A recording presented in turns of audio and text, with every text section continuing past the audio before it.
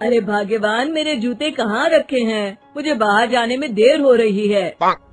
तभी मालती कमरे में आती है। ये रहे आपकी जूते। मैं इन्हें साफ करने के लिए ले गई थी। अरे वाह, तुम कितनी समझदार हो। मेरे बिना कुछ कहे ही सारे काम कर देती हो। तभी मालती झिझकते हुए रमेश से कहती है, सुनिए जी, आपसे एक बात कहूँ, बुरा तो नहीं मानेंगे ना? अरे नहीं नहीं, बेफिक्र होकर कहो। शादी से पहले मैं अपने मायके में नौकरी करती थी। मैं चाहती हूँ कि अब मैं फिर से नौकरी करना शुरू कर दूँ। वैसे भी सारा दिन घर में बोर हो जाती हूँ। देखो मालती, तुम्हारे नौकरी करने से मुझे कोई ऐतराज नहीं है, लेकिन तुम्हें एक बात बता दूं, हमारे खानदान में आज तक कभी किसी औरत ने नौकरी नहीं की। फिर भी एक बार तुम माँ से पूछ कर देखो, अगर वो तुम्हें नौकरी करने की इजाजत दे देती है तो अच्छी बात है। रमेश वहाँ से चला जाता है। फिर उसी शाम मालती अपनी सास के पैर दबा रही होती है। तभी उसकी सास मालती से कहती है, अरे क्या बात है बहू, आज तो ठीक तरह से मेरे पैर नहीं दबा रही। किसी ख्याल में खोई पड़ी है क्या? मैं भी तो जानूं आखिर बात क्या है। दरअसल वो माँ जी।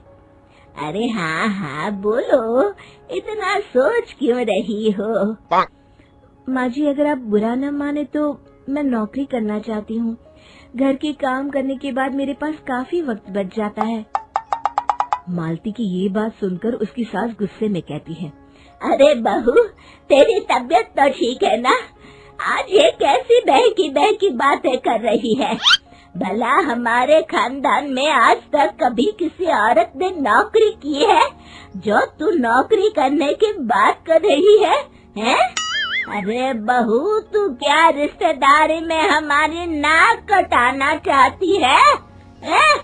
जितना जल्दी हो सके अपने दिमाग से नौकरी का भूत उतार दे, और अब जा, जल्दी से रसोई में जा, खाना बनाने का वक्त हो रहा है। मालती मन मार कर खाना पकाने के लिए रसोई घर में चली जाती है। अगले दिन, नमस्ते माँ जी, कैसी हैं आप? अरे आओ आओ दिवाकर बेटा, बैठो, मैं तुम्हारे लिए चाय मंगाती हूँ। बहू, जरा एक कप चाय तो लेती आना। फिर दिवाकर एक फाइल खोलकर मालती की सास के सामने रख देता है। ये देखिए माँ जी, ये है पिछले महीने का हिसाब और ये रहे मुनाफे के रुपए। एक बार हिसाब देख लीजिए और इन कागजों पर अपने दस्तखत कर दीजिए। अरे दिवाकर बेटा, मैंने भला आज तक कभी तेरा हिसाब देखा है जो अब देखूंगी? ला बता, कहाँ दस्तखत करूं? तभी मालती चाय लेकर वहाँ आ जाती है और अपनी सास को बिना कागजातों को पढ़े इस तरह लापरवाही से दस्तखत करते हुए देखकर हैरान रह जाती है। अच्छा माँ जी, अब मैं चलता हूँ, फैक्ट्री में बहुत काम है। फिर दिवाकर वहाँ से चला जाता है। कुछ दिनों बाद मालती बाजार में कुछ सामान खरीद रही होती है। तभी एक बूढ़ा आदमी उसे आवाज देता है, अरे मालती बेटी, कैसी हो? मुझे पहचाना? मैं तुम्हारी कंपनी में मुनीम का काम करता हूँ। हाँ चाचा जी, मैं आपको बिल्कुल पहचानती हूँ। कहिए, कैसे हैं आप? मैं तो ठीक हूँ। कंपनी में कुछ भी ठीक नहीं चल रहा, यहाँ तक कि हमें ठीक वक्त पर तनख्वाह भी नहीं मिलती। ये आप क्या कह रहे हैं? अब क्या बताऊँ, आप लोग तो कभी हिसाब किताब देखने दफ्तर आते नहीं। मेरी मानो तो एक बार आप लोग दफ्तर आकर सारा हिसाब किताब देख लो, आपको असलियत पता चल जाएगी। अच्छा बेटी, अब मैं चलता हूँ, देर हो रही है। फिर वो बूढ़ा वहाँ से चला जाता है। वहीं दूसरी तरफ मालती घर पहुंचकर अपनी सास को सारी बात बताती है।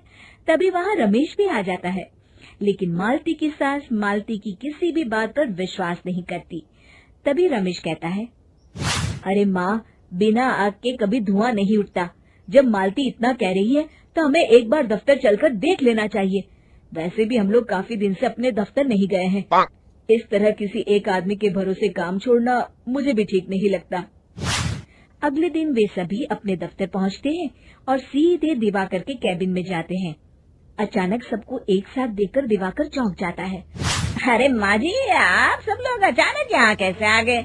अगर कुछ काम था तो मुझे एक फोन कर दिया होता, मैं आपके घर आ जाता। तभी मालती की सास कहती है, अरे दिवाकर बेटा, आज मैं हिसाब देखने दफ्तर आई हूँ, जरा मुझे पिछले 6 महीनों का हिसाब दिखाना तो बेटा। दिवाकर घबराते हुए हिसाब की फाइल मालती की सास को देता है। मालती की सास फाइल लेकर मालती को देती है और कहती है, ले बहू, देख ले हिसाब। मालती फाइल को बड़े गौर से देखती है और अगले ही पल उसे सारी गड़बड़ी समझ में आ जाती है। वो अपनी सास से कहती है, माँ जी, मुनीम चाचा बिल्कुल सही कह रहे थे। हमारी कंपनी में पिछले 6 महीनों में जितना मुनाफा हुआ है, हमें उसका आधा पैसा भी नहीं मिला। यूँ समझ लीजिए कि 1 रुपये में सिर्फ चवन्नी ही हमारे हाथों में आई है। मालती की बातें सुनकर मालती की सास गुस्से से दिवाकर को पूछती है, क्यों दिवाकर, मेरी बहू जो कह रही है वो सच है? दिवाकर समझ जाता है आज उसका भांडा फूट चुका है। वो गिड़गिड़ाते हुए कहता है, मुझे माफ कर दीजिए माँ जी, मैं पैसों के लालच में अंधा हो गया था। अरे वाह दिवाकर, तू तो एक नंबर का चोर निकला। इतने दिनों से मैं तुझ पर आंख बंद करके भरोसा करती रही और तू मुझे ही चुना लगाता रहा। अभी के अभी निकल यहाँ से और दोबारा अपनी शक्ल मत दिखाना। दिवाकर वहाँ से भाग जाता है। मालती की सास मालती को शाबाशी देते हुए कहती है, बहू, आज मैं समझ गई कि पढ़ाई लिखाई हमारी जिंदगी में कितनी जरूरी है। मैं बहुत किस्मत वाली हूँ जो मुझे तुझ जैसी बहू मिली है।